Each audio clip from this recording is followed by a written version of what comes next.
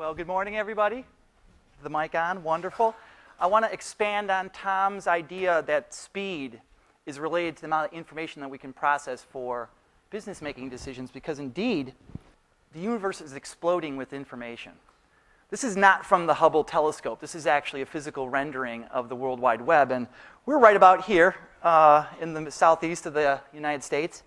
And it wasn't long ago that 32,000 bytes of information on a PC was a significant amount.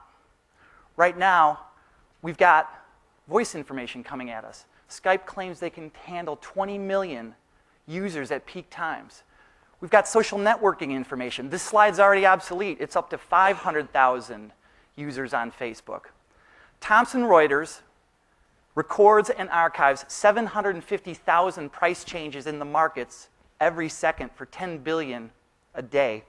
And the world generates 15 petabytes of information. And those companies and the law firms that are prepared to take advantage of all that data are building out an infrastructure to handle that. And nobody does that. Wouldn't be an innovation forum if we didn't mention Google, who, it's reported, has an addressable storage capability of 100 exabytes. And to put that into context, all the information in the world, there's only 800 exabytes. And so if you're like me, you have to go to the dictionary to find out, well, the heck's an exabyte? 18 zeros, 2 times 10 to the 18 bytes of information. More people are sending us information. We do a lot of survey work with professionals. And we know that in the last 4 years, the amount of professionals that have more than 50 emails a day has doubled. Those evil Santas that Tom talked about. And we know from our product managers at Contact Networks that the amount of contacts per person on that platform has doubled from 2007 to 2009. We're getting more information from more sources. The amount of professionals that are using email, phone, fax, and newspapers, that stays the same, but now we're adding instant messaging, social networking, blogs, and video. And of course, we're spending more time consuming this information. The amount of professionals who spend more than 3 hours a day reading the newspapers and journals has increased 60% in the last 4 years. The amount of people who are reading more than 3 publications a day has increased 85%. For MBA students, it's even more. They're more used to consuming that type of information. So we are overwhelmed with information. It's just not, as one of our survey participants put it, there's a tsunami of information coming at us. And so as information providers, we're extremely interested in how people make decisions under these stressful circumstances. So I'd like to offer a model on decision making, a continuum between intuitive-based decision making and analytical-based decision making. Now, intuitive-based decision making we found out from Malcolm Gladwell, who famously wrote Blink, the book about not thinking, or the power of not thinking. He describes phenomena like thin slicing, the ability to take small bits of information about the world, use your latent knowledge, and then project into your decision-making capabilities. And it's great for quick and fast decisions. But there's some pitfalls. Tom mentions behavioral psychologists, behavioral economists. They've come up with literally scores of psychological biases that we have as a part of our makeup. There's biases like the confirmation bias. The idea, the propensity for us to only seek out information that confirms our hypotheses. There's the overconfidence bias. I don't know if that's relevant for anybody in this room. Certainly you don't have overconfidence, and nobody that you work with in those law firms suffers from this overconfidence bias. Actually quite confident in that. But the biggest pitfall to intuitive-based decision-making is that it's unauditable. You can't go back and record why you made a decision and then create a feedback loop to make a better decision the next time a similar type of situation arises. On the other hand, that's not a pitfall for analytical-based decision-making. When you amass a lot of data, you supposedly will record that data, and that's the basis for your decision. But there are some pitfalls with solely using an analytical-based decision model also. One is this idea that not a lot of people know about, but that there are diminishing returns to the amount of information that you can use to make decisions. It actually becomes less and less likely that you'll make a better decision sometimes when you get more information. That's called analysis paralysis. We kind of describe that as the risk of not seeing the forest for the trees. I'm going to go back just a second here. So when professionals are overwhelmed with information, they gravitate towards one extreme or the other, typically on the intuitive side. So we ask ourselves, how much information is needed to optimize that decision making? And actually, that's not the right question. The question is, what's the quality of the information that we need for us and our professionals to make those optimized decisions? Okay? And those qualities are part of what we call the hierarchy of information needs. Apologies to Maslow. Information has to be trusted. Okay? Information has to be contextualized. It's got to be sensitive to the profile context. Who wants the information? It's got to be sensitive to the session context. What does she want the information for? It's got to be sensitive to the data context. What type of data do we have, and how much should we give and know more? The information also has to be connected, especially if it's from disparate sources, so that there's a common thread. There's coherence around that information. And of course, finally, it's got to be channeled properly. It's got to be delivered to the decision maker on a platform or a device that makes it easily consumable. And when we have all those conditions met, we call that at Thomson Reuters intelligent information. It gives you knowledge to act. It is actionable intelligence. So how do we know this? We do a lot of experiments, and I'd like to share one of them with you. We went to the London Business School also, Tom. Is he still in the room? And we went to a bunch of MBA students, and we gave them 30 pounds, split them into 2 groups, and for group 1, we gave them the unintelligent information. It wasn't trusted, wasn't contextualized, wasn't connected, and wasn't channeled properly. And to the people in group 2, we gave them the intelligent information. We told them to do one thing, make a bet, buy or short a stock. Basically, figure out whether this stock's going to go up or down. We threw a little curveball at them to model this idea of diminishing returns to information. We gave them 10 minutes to make this decision, but after 4 minutes, we docked them 2 pounds and gave them some more information whether they wanted it or not. And what do you think we found out? The people in group 2 made decisions better 10% of the time.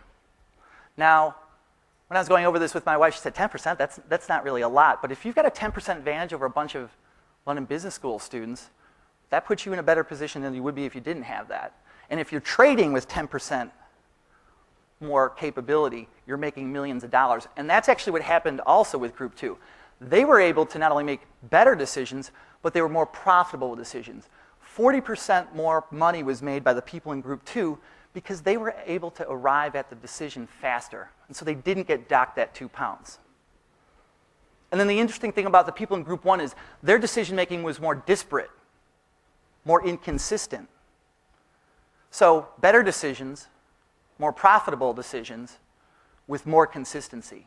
That's what intelligent information gets you. So in this universe of exploding information and stressed out professionals and bad decision making, to us it's obvious. It's not that you need more information, but you need better information. And who better to talk about what that information might be than Patrick Fuller, who is a managing account director, specializes in competitive and market intelligence. He's going to present some case studies about where this information matters most for us, how to allocate your precious resources in marketing and business development to drive more business for your firm. So take it away. First of all, I appreciate that. I planned to come up here like Stephen Colbert and kind of run on with my arms up like this. And I saw the video camera, I saw the steps, and I thought, that's a YouTube moment waiting to happen. It's interesting. When Charlie and I found out that we were coming on after Tom Stewart, we sort of talked to each other. We figured that it was a little bit like Milli Vanilli coming on after Bruce Springsteen. So we're going to do our best to try and get through this as quickly as possible. So, one of the themes of the day today is insight. And it's a lot of what we do on a regular basis. We're looking into a situation. We are trying to see the inner nature of things. It's a term I found out through research was actually first used in the 13th century. Interesting. And it's part of this thing called, that gets into insight phenomenology, which I think is really, really sort of interesting. We've done this before. We've looked at a situation many different ways, time and time again. We keep looking for a solution. We keep looking for a solution. We never really see it. Then all of a sudden, like out of the blue, we just stumble on something, and it's like, wow, okay, why didn't I see that before? And you look down here at the analysis, sort of what, where insight is derived, the analysis of a past experience with the purpose of gaining insight for use within this model at a later date, or the analysis of future scenarios. It's a lot about the intelligence world. It's a lot about what a lot of us do on a daily basis. So with that said, we're going to take a step back. I'm shocked that nobody got the Snoop Dogg reference.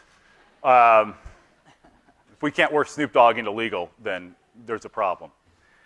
Back in 2001 was before we had this little economic meltdown of 2008. You guys may have heard a little something about that. Was the last year in legal of real significant margin compression. And so I went back and looked at the financials from 2002, which was the 2003 AmLaw 200, and compared them with this last year's AmLaw 200. And it was interesting. The revenue in 2003, fiscal year 2002, just shy of $50 billion. Not bad. 2010, just shy of $82 billion. 64% growth. Pretty good.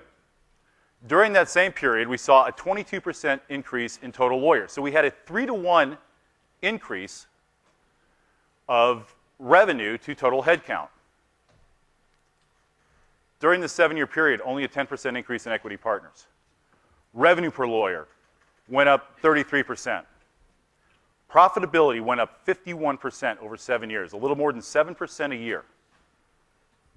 To put this into context, the amount of money on average in terms of profitability that happened in 7 years took the previous 16 years for the AmLaw 200 to attain that level of profitability. That's how much this market was rising. Another interesting fact is we had a 550% increase in the number of law firms that made $1 billion a year or more. Went from 2 to 13. And of those two, a couple of them went to $2 billion. And it's, again, another little interesting side note. It took Skadden 51 years to get to $1 billion. It took him 8 years to get to $2 billion after that. So we went back and we looked at, sort of the division of the AmLaw 200. And in 2003, I split them up with the top 50 to 51 to 200. And the percentage of the market that in 2003 that the AmLaw top 50 had was 52%. In 7 years, they tripled that gap. It went from a 4% gap to a 12% gap. Now, I'm the furthest thing from an economist. That's Charlie's job. But we keep seeing price pressure. You guys experience it every day. There's AFAs, more RFPs. There is more pressure on price. We also know that in a lot of cases, a lot of the work going to the AmLaw top 50 is going to be in the capital markets. It's going to be on the M&A side. It's going to be more high-value work. And I think, and I could be wrong, but 5 years from now, we'll be up here again, probably still in Georgia, but up here again. And we'll see that the AmLaw top 50, now it's a 60-40 split, or 62-38. I think that gap is going to continue to grow. So what that means is for a lot of firms now, the ability to act and make decisions in a much smarter, more efficient way, that confluence of effectiveness and efficiency is going to be paramount. Speaking of which, we bring you Peter Drucker quotes. So many of you received a survey from us a couple of weeks ago. We sent out to a number of people, both people that were attending this event and also a number of people throughout the industry. 4 questions. As Lisa Simon told me, it actually took less than a minute, which was really good. We wanted to sort of get an idea of what's changed over the last 18 months. And so we wanted to look at the RFP increase for your firms. You know, not just RFPs, but RFIs, RFEs, you know, anything with an RF in front of it. And so the responses were kind of what we expected. You know, although we didn't expect that much of a decrease from certain firms, 14% said that the volume actually decreased. 21% said it was fairly stable, didn't change. 28%, the largest there, had an increase of 10%. We saw a few with 25%, and then even more had a 50% increase in their RFPs. That's one data set. That's interesting, but it doesn't tell the whole story. The other question we wanted to know is from a complexity standpoint, have they increased? And the answer is not shocking. Both the time it takes to complete them and the level of complexity have gone up tremendously. Oh, and on top of that, a lot of your departments haven't really grown either. So the size is, in some respects, increased, you know, in terms of the departments. 25% of the respondents said that the size of their marketing department did increase. 28% said it decreased. 42, almost 43% said that it didn't change at all. So 70 some odd, roughly 71%, they're the same or lower, yet the demand on their departments, as we see from the next data set, has increased almost 68%. As Charlie talked about information overload, there's also demand overload. The one thing that I did ask that I found is changing, and there's a little bit more transparency now. Almost 86% of the respondents, you know, we asked if they had access to financial software, benchmarking software, things like Redwood, things like Pure Monitor, some of the other, you know, Elite BI, some of the other types of tools, not just pure company financials, and 86% said yes. And that's important because what we're going to talk about is how to leverage a lot of this information from the financial side with the market information as well to yield better results. This is another one of those quotes I think is outstanding. Albert Sangiorgi, who discovered vitamin C, and for a lot of stand-up comedians, I was talking to somebody last night, for a lot of stand-up comedians, this is their mantra. And for a lot of us in the competitive analytics world, this is also what we aim to do too, is look at the same set of information and see something and draw conclusions from something that nobody else is drawing, create differentiation through our analysis and interpretation and synthesis of the data.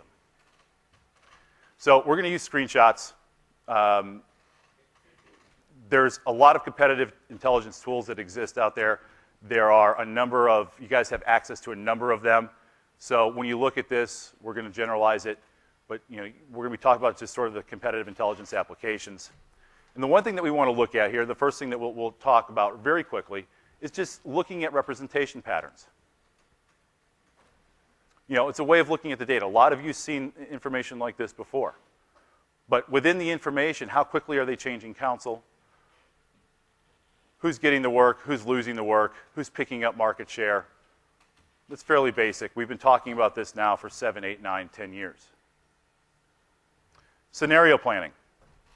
To the great delight of many of us who live in places like Oklahoma, Southwest and AirTran are merging. It's going to make travel a lot easier. But it's interesting. When you look at Southwest and AirTran as a combined company, this is what their combined litigation footprint is going to look like. And you compare it against the rest of the passenger air carriers, so the American Airlines, Delta, et cetera, and you dig into the labor and employment side of things, there's a little bit of a growth pattern there with workers' compensation. Low-value stuff for the most part. When you look at AirTran and Southwest, they've got a problem. They've got a little bit of a problem. And while it's not much, we're able to find something that, if we're walking in to discuss this with them, is an engagement point. You know, this is something that we can draw conclusions from, and this is obviously a pain point now that we can engage the client with. Threat assessment. You guys may have heard some things last week. Oric and Aiken Gump were in merger talks that those have since broke off. Another rumor came out through, I think it was in law.com, National Law Journal. Reed Smith and Thompson and Knight down in Texas are also kind of doing the dance on merger talks. But you know, what happens when firms are moving into your neck of the woods? They're coming into your market. How do you react to that? So we actually did this last week for a client. Won't divulge the client, obviously. But most of you now, through the variety of your competitive intelligence tools, are keeping a list of your top 100, top 150 clients. You're keeping that list stored in through there. So the neat thing is the ability to say, okay, XYZ firm is moving into my market, or the combination of the firm. Who do they represent that we also represent? Where is the risk? Where are the threats? So as we look at this list of clients, it's a very distinguished list of clients. We see Bank of America is one that has a lot of work. Well, for the firm that's moving in, just so happens, they do a lot of work for Bank of America, and that's good to know. And we can stop there and say, well, you know what, Bank of America is a risk, but really, how much of a risk is it? As we dig in a little bit further, I want to be able to see how embedded are they. This particular law firm that's moving into our market, they're doing work for Bank of America across a variety of different areas. I'm not going to show you a ton of screenshots, but the other thing that they did, they were doing a lot of patent work, and they were doing some trademark work. I mean, this is an institutional client for this law firm. And that's important to know. The other part of it, they're serving them out of a lot of their offices. So this is not just coming out of one or two offices. This work is spread across essentially their entire universe within the US, just from the litigation side.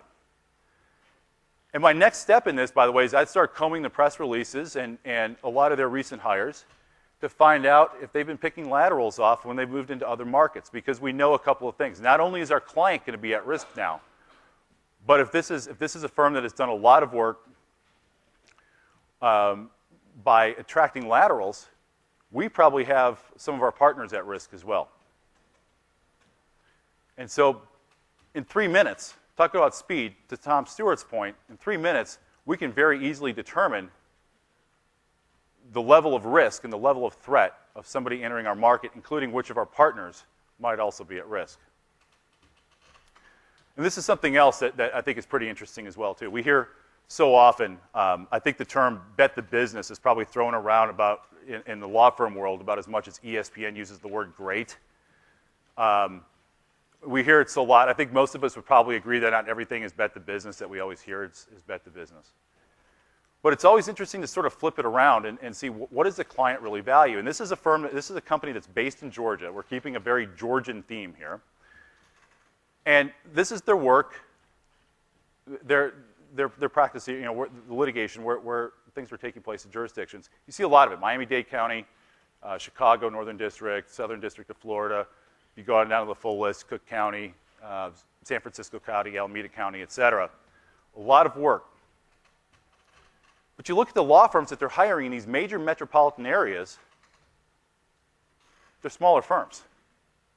For the most part, roughly 60% of the work, if you add it up, 2 to 15, 16 to 40 solo practitioners, a lot of that work is going to smaller firms. The question is, what type of work is it? And you see that a lot of this work, their total universe here is torts and negligence, commercial litigation, labor and employment. What we want to be able to figure out from that is, of all this work, how much of it and what work is going to these smaller firms? Most of it's torts and negligence. This is something that when the client looks at this, they view this work. And we looked at these firms. These are not smaller boutiques, especially niche boutiques. These are just general firms, smaller firms, major metropolitan areas. This is work that is not considered to be high-value work by the client. They're not going out and hiring the best law firms, the most expensive law firms with the best brand name to represent them in this work. They're looking for the most cost-efficient providers of legal services. And a lot of times we can read through this information, this mountain of data that exists, and find little pockets of information like this that enable better decision making. So we'll get into some insight and now on competitive intelligence, competitive and financial intelligence. A few examples before we actually get into a little bit of a workflow. Cross-selling. I think this is interesting. We always hear this. We're at retreats or whatever it might be. Big meetings with firms, and cross-selling always comes up. I think in every single one of your firms, cross-selling is probably still something that's always brought up. And they'll say, you know what, we're going to take our top 100, top 150, top 200, whatever it is, and we're going to try and cross-sell our services to every single one of them. But then you ask the question, how many actually take the time to look at their clients and figure out which clients have shown the propensity in the past to buy legal services and more than one level of legal services or one round from one law firm? You know, how many of them actually have firms that are representing them in various areas of law? Because if they're not, you probably want to take them off the list and reduce the amount of time you're spending on an opportunity that's probably not going to materialize. And then, of course, the other things you can see on through here that we want to look at as well, too. You know, what fits in with our experience, profitability, which markets, the competitive landscape, et cetera. Client visits. We have a couple of people in this room. I know I saw Sylvia here. I saw Nat here at one point that do phenomenal work around client visits. I think everybody's doing client visits. You know, I think one of the things we want to look at before we even walk into there, no matter who's doing it, is what's our market share? Which other firms are they retaining for similar work? You know, is there potential for picking up any additional work? Does the client typically hire firms, like I mentioned earlier, for more than one area of work? Are they hiring new counsel or replacing existing counsel in certain areas? Is there any risk involved from that, just from looking at what's going on in others, with other providers? Are they sending out RFPs? And then, of course, the bottom part, and this is critically important now. And so what we want to be able to figure out is what are the rates and demand by timekeeper in other markets, by practice area, both existing representation and potential growth areas. And the tools exist, Redwood and Peer Monitor and those types of tools. Hildebrandt's Peer Monitor is a great tool for this, to create peer groups and be able to look at these markets and know ahead of time that, hey, they're using these 7 or 8 firms, and in this market, these 7 or 8 firms for this type of work, this is the collected rate average. And not only that, here's the demand breakdown. The non-equity partners are doing 60% of the work, along with the associates doing 30% of the work. This is, they're operating at a lower cost basis. So now we'll get into the final part here, which is the opportunity assessment and prioritization. Here's our scenario. We have a firm operating is evaluating a couple of potential opportunities. Our firm, Hubbard & Wells, fictional firm. We have 450 attorneys, offices in Chicago where we're based, San Francisco, LA, Dallas, DC, and New York City. We're going to look at 3 opportunities here. We want to see which ones offer the best opportunity for profitability and for success. And it was interesting. I was at a roundtable last week, and we had a CMO roundtable in New York, and we had a lot of CMOs from very large firms there. And one of the questions was asked to the audience members about how many of the firms had a formal go, no-go strategy. And about 75% of the respondents didn't. And these were big firms. These are AmLaw 2550 firms. And there's a gentleman sitting in this audience who will remain nameless, but he's one of the smartest guys I know. And he offered one of the greatest quotes I still use to this day, which was, the test of any strategy is your ability to say no. And I ask that a lot of clients is, what do you say no to? All these RFPs coming in, are we going to just respond to everything? We're just going to go ahead and everyone that comes in, we're going to put all of our time into it. We're going to respond to everything. And we hope not, because as we saw from the survey results, you don't have that much bandwidth. It's just not there.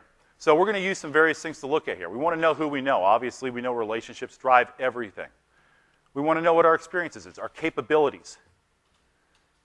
From resource-based strategy to capabilities-based strategy. Our experience. Profitability, obviously, that's kind of what we're looking at. So we're going to look at the landscape of market demand, rates, and realization. We want to be able to look and really understand the competitive landscape, both real and perceived. So the first thing that was brought up was BP. And I was in a number of firms while some of this was going on. You may have heard some of this in the news. BP replaced their CEO. And there was a number of firms that said, our lawyers are coming to us and saying, we need to get involved in this. Well, that's great, but how? Kirkland has had that work locked up for years. Alston & Bird's gotten in with some of the Transocean stuff. That's probably not something that, if we haven't gotten a phone call already, that we're probably not going to get. We don't need to waste time going after it. The next thing that was brought up was picking up some of the ancillary work. If you guys haven't heard, United Airlines and Continental, I think they locked it earlier this week, I believe, and have officially created the Death Star of customer service. I mean, at any point now, I'm expecting Delta to acquire US Air just to trump them and make it worse. But we look at this, and again, you were looking at the firms that are involved. There's no RFPs going out. Mergers always create a great opportunity for a lot of ancillary work, but it's probably not something that we're going to go after. But we got an RFP from a small little company up in Minnesota called Medtronic. They have a new GC, a guy by the name of Cameron Finley. He was hired in 2009. He was a GC at Aon Corporation in Chicago. He was a partner at Sidley from 1993 2001. And one of the first things I thought of is, somebody going from Chicago to Minnesota, is there going to be a similar path as Rick Palmore? And a lot of you in this room who are in marketing know Rick Palmore. He's author of the Call to Action letter. And he was at Sara Lee, and he went to General Mills. And I do a lot of studying because I have no life of this sort of thing. And when he was at Sara Lee, there's certain law firms that he used, and now that he's moved to General Mills, like McDermott, for example, for labor and employment, McDermott's starting to pick up some of that work. So there is that path. Certain people continue to hire the same firms. So the first thing we want to know is, who do we know? And so, one of the things that we'll do is go to our embedded CRM, our embedded ERM, into some of the tools we have, or just flat out to it. Who do we know?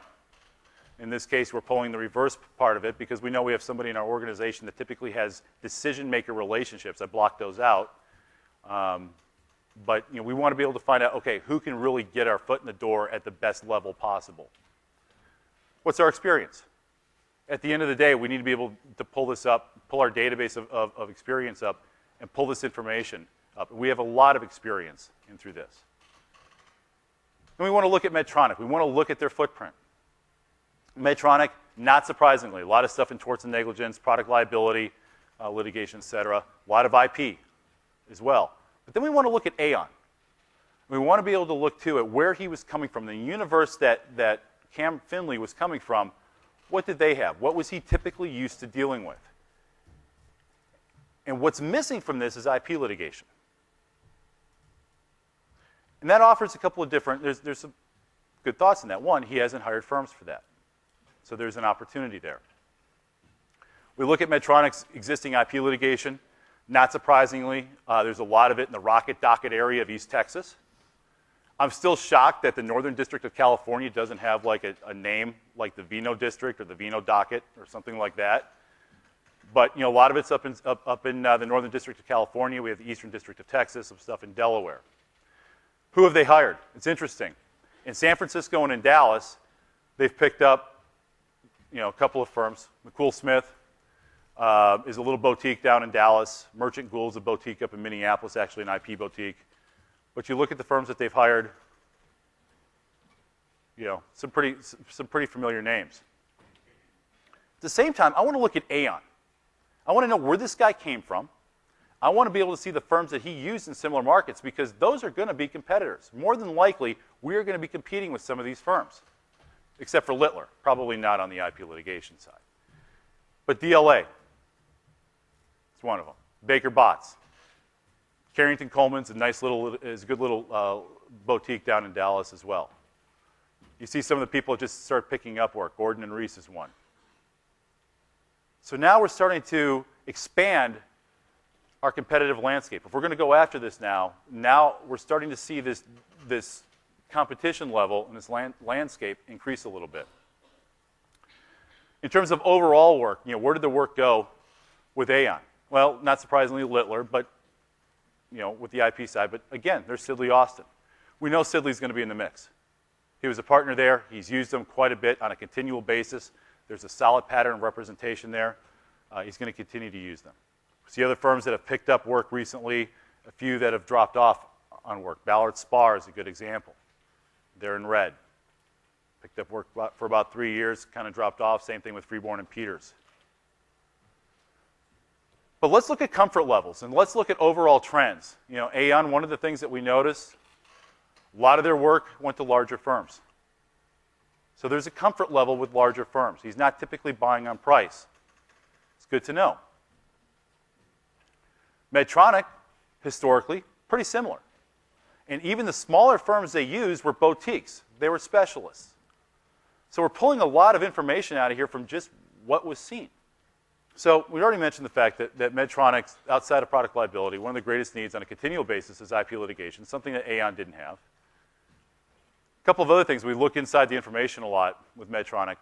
They've hired McCool Smith, like I mentioned, for a lot of IP litigation in Dallas.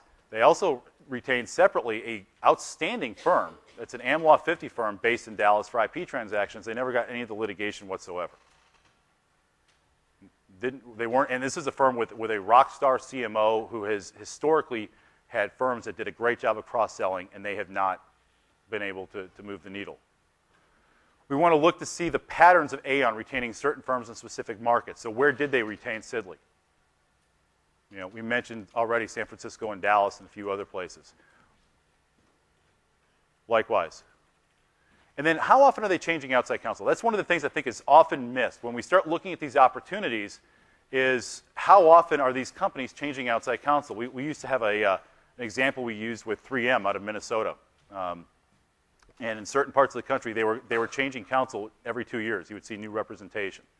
And that's got to factor into the decision-making process. At some point, that's got to factor in that, you know what, this is not going to be a long-term engagement.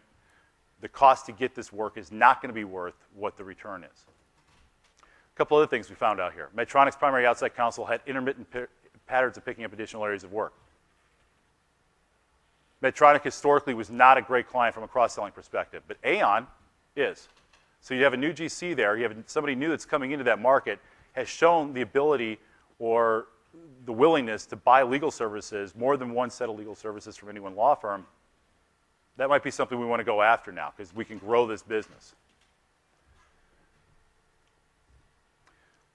The other thing that does, though, is it increases the competitive landscape. So next thing we need to do is we need to look at the financials. We've looked at the experience, it's good. We've looked at our relationships, we're able to get our foot in the door. We've looked at the competitive landscape, we've made the determination based off of that you know something, that is something we want to go after, we think we can grow that work. But now, is it profitable?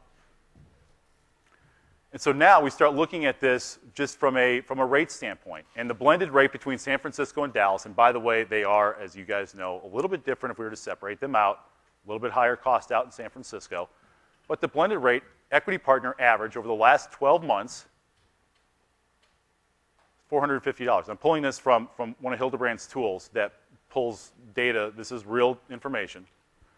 And pulls it raw from law firm financial systems. There's about 47 different firms that have offices in San Francisco and Dallas that are in this.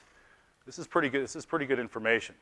Non-equity partners at 356 on average, associates at 290, and this is for just IP litigation.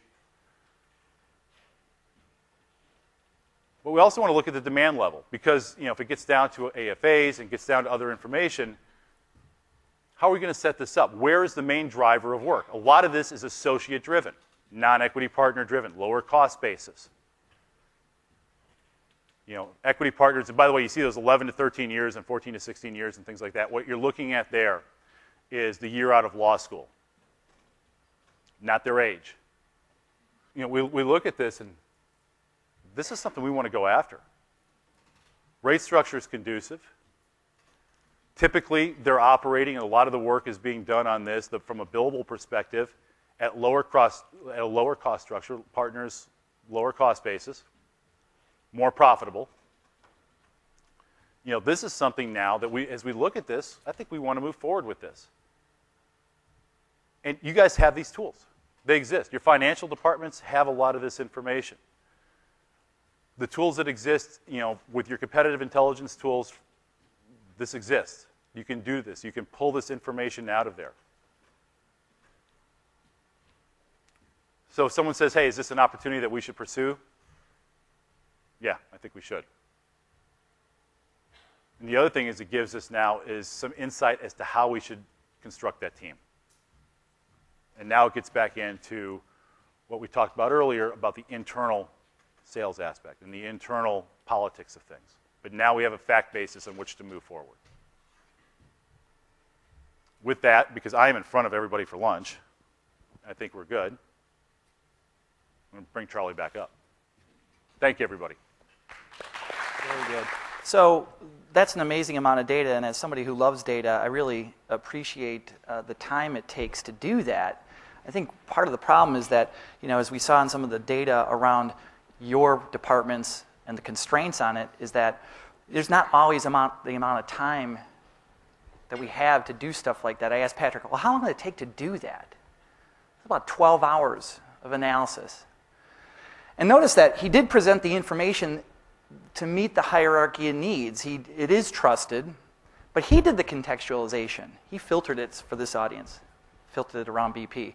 He made the connections between the data, and he channeled it. He put it in this presentation, and he delivered it to you. That's a huge inhibitor to you doing that in your firm more than once or twice a week because of the amount of time it takes and the talent it takes to do something like that.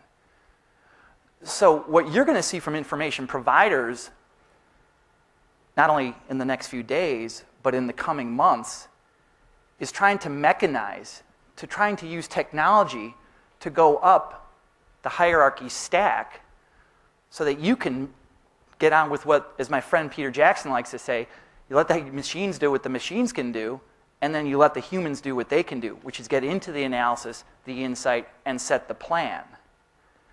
You're going to be hearing a lot of this in the coming months, and it's going to be a real benefit to your firm because we're going to take away all that time in the future and connect that information so that you can get on and help your firm with some of these resource allocation decisions. Thanks a lot.